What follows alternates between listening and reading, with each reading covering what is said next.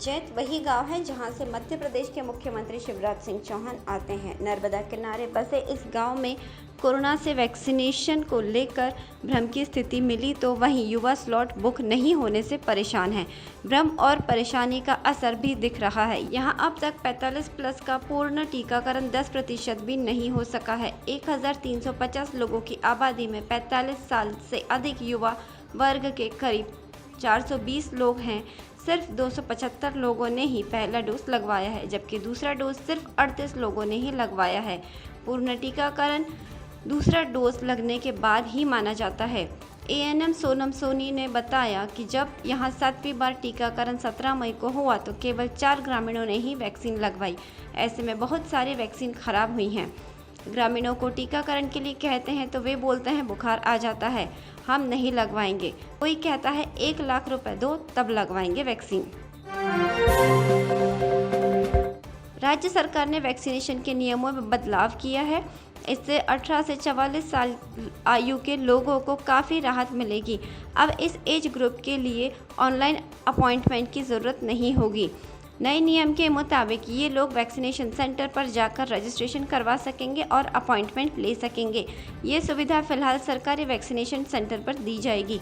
प्रदेश में वैक्सीनेशन के लिए बदली गई व्यवस्था को लेकर स्वास्थ्य विभाग ने देर शाम आदेश जारी कर दिया है। 18 से 44 साल आयु के लोगों को बुधवार 26 मई से फिर शुरू होगा, जिसमें इस आयु वर्ग के लोग सीधे वैक्सीनेशन सेंटर पहुंचकर रजिस्ट्रेशन कराकर टीका लगवा सकेंगे। मंत्रालय से मिली जानकारी के अनुसार केंद्र सरकार ने राज्यों को यह छूट दी है कि वे वैक्सीन की उपलब्धता और व्यवस्था के अनुसार ऑफलाइन रजिस्ट्रेशन का सिस्टम लागू कर सकते हैं। इसको लेकर स्वास्थ्य मंत्रालय ने नोटिफिकेशन भी जारी कर दिया है, जिसके बाद राज्य ऑन साइट यानी मौके पर ही रजिस्ट्रेशन की सुविधा शुरू कर सकते हैं। यह राज्यों पर है कि वे अपने यहाँ ये सुविधा शुरू करते हैं या नहीं, लेकिन मध्य प्रदेश सरकार ने यह सुविधा दे दी है। मध्य प्रदेश में अब एक्टिव मरीजों का आंकड़ा घटकर 53,343 हो गया है, जो कि 15 दिन पहले 1,11,000 से ज़्यादा हो गया था। यही वजह है कि अस्पतालों में अब ऑक्सीजन बेड और आईसीयू बेड खाली होने लगे हैं। स्वास्थ्य विभाग की ताज़ा रिपोर्ट के अनुसार सरकारी और संबद्ध किए गए प्राइवेट अस्पतालों में 65% बेड खाली हैं, जबकि आईसीयू में अब भी 6,582 मरीजों का इलाज चल रहा है। हालांकि आईसीयू बेड की क्षमता के हिसाब से 40% बेड खाली हैं। प्रदेश में पिछले 10 दिन में 88,000 से ज़्यादा मरीज स्वस्थ हुए हैं। अस्पतालों में ऑक्सीजन और आईसीयू में बेड खाली होने के कारण ऑक्सीजन की खपत भी लगातार कम होती जा रही है। प्रदेश में अस्पतालों में 23 मई को 401 टन ऑक्सीजन की सप्लाई की गई थी, तो इसमें से 379 टन की खपत हुई, जबकि 10 दिन पहले ऑक्सीजन की खपत 513 टन थी। पड़ोसी की सजगता और इंदौर पुलिस की पहल पर बुजुर्ग की जान बच गई। बुजुर्ग चौथे माले पर अकेले अपने फ्लैट में रहती है। उनके पति और बेटे ऑस्ट्रेलिया में रहते हैं। बुजुर्ग का कुछ दिनों से गेट नहीं खुला देख पड़ोसी ने पुलिस को कॉल किया। पुलिस तत्काल मौके पर पहुंची। पड़ोसियों के सामने गेट तोड़ा गया तो पुलिस बुजुर्ग भीतर बेसुध मिली। पुलिस ने नब्ज जांची और तत्काल अस्पताल पहुंचाया। अब वे ठीक हैं। इस बात का पता चलते ही एसपी ने पुलिस टीम को इनाम देने की घोषणा की है। कोरोना की दूसरी लहर अभी थमी भी नहीं और इंदौर सहित प्रदेश भर में ब्लैक फंगस ने पैर पसार लिए हैं। दवाई और इंजेक्शन नहीं मिलने से यह फंगस लोगों के अंगों को तो डैमेज कर ही रहा है, उनकी जान भी ले रहा है। इंजेक्शन और दवा के लिए लोग दर दर भटकने को मजबूर हैं। इंदौर में भी लोग एमजीएम मेडिकल कॉलेज के चक्कर लगा रहे हैं। यहां आए कई लोगों ने तो जो दर्द बयां किया है वह बहुत ही डरावना है। किसी ने कहा कि सब कुछ बेच दिया, लेकिन मरीज की हालत में कोई सुधार नहीं हुआ। किसी ने कहा कि इंजेक्शन नहीं मिलने से उनके मरीज को अपनी आँख खोनी पड़ी। किसी ने तो यहाँ तक कह दिया कि अब तो हम हिम्मत हार चुके हैं। कुछ ऐसे भी हैं जो कुछ बोले तो नहीं पाए, लेकिन उनकी आंखों से बहते आंसुओं ने सब कुछ बयां कर दिया था।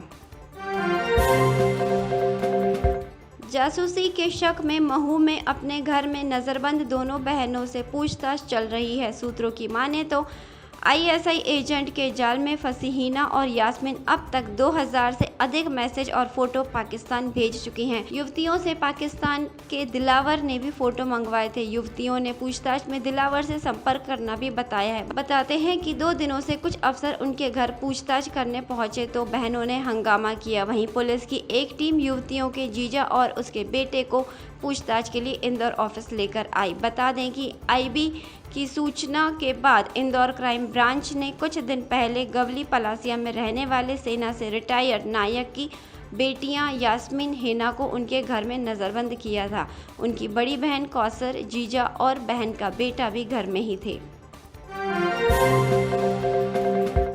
राजधानी भोपाल में कोरोना संक्रमण को रोकने के मॉनिटरिंग, ट्रेसिंग और टेस्टिंग बढ़ाने का काम हो रहा है। भोपाल में 73 कंटेमिनेटेड जोन की सूची जिला प्रशासन की तरफ से जारी की गई है।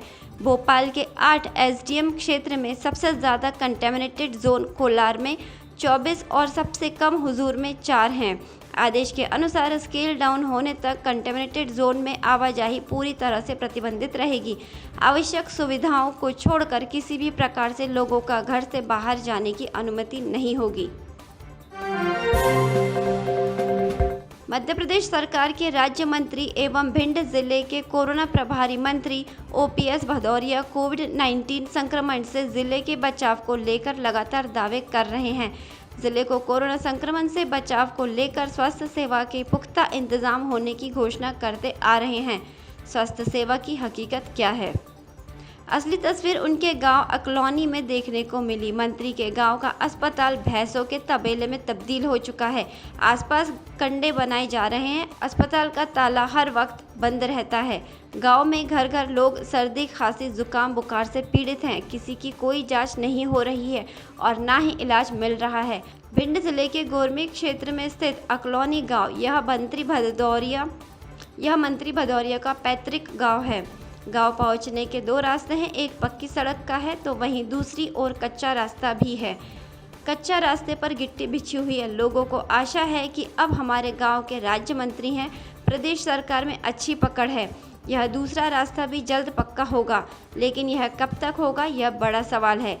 देखने पर पता चला कि गांव में घर घर लोग बीमार हैं। इसके अलावा एक युवक कोविड पॉजिटिव है जो भिंड में भर्ती है। इसके बावजूद गांव के घरों पर सैनिटाइजर का छिड़काव नहीं किया गया। बाहर से आने वालों के लिए कोई क्वारंटाइन सेंटर नहीं रखा जाता।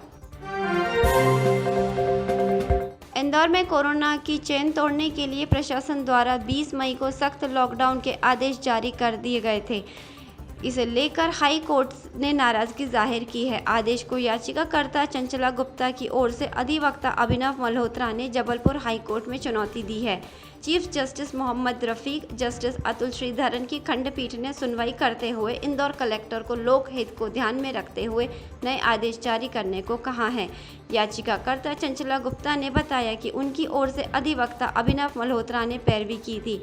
उन्होंने बताया कि 20 मई को कलेक्टर मनीष सिंह ने सख्त लॉकडाउन को आदेश जारी किया था। उन्होंने अचानक से सब कुछ बंद कर दिया था। अगले दिन लोगों की जो पीड़ा सामने आई थी, सभी ओर से वे विरोध के स्वर उठे थे। इसे देखते हुए हमने प्रशासन से मांग की थी कि कुछ ऐसा डिसीजन ले जिससे छोटे व्यापारी, किराना, सब्जी वालों का काम चल सके। जब इंदौर में संक्रमण दर काफ़ी थी तो यह सब कुछ आंशिक रूप से चालू थी। जब संक्रमण लगातार घट रहा है तो ऐसे में 10 दिन के लॉकडाउन के आदेश उचित नहीं थे। भोपाल में इस बार नौतपा के दौरान मौसम में गर्मी और बारिश के कारण ठंडक रहेगी। यह 25 मई से 2 जून तक रहेगा। इस दौरान 25 और 26 मई को गर्मी बढ़ेगी तो वहीं 2 दिन बारिश की संभावना के कारण गर्मी से राहत मिल सकती है। मौसम वैज्ञानिक पीके साहा ने बताया कि साइक्लोन यास का असर कम होने से सूरज के तेवर तीखे होने लगेंगे। इससे 2 जून तक तापमान में बढ़ोतरी होगी।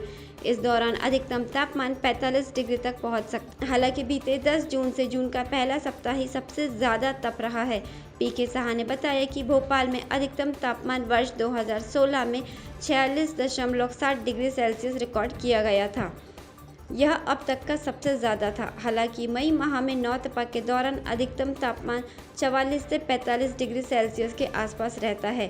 शाह के मुताबिक मौसम विभाग नौतपा के अनुसार रिकॉर्ड नहीं बनाती है, लेकिन 25 मई के बाद तापमान में बढ़ोतरी होना शुरू होती है।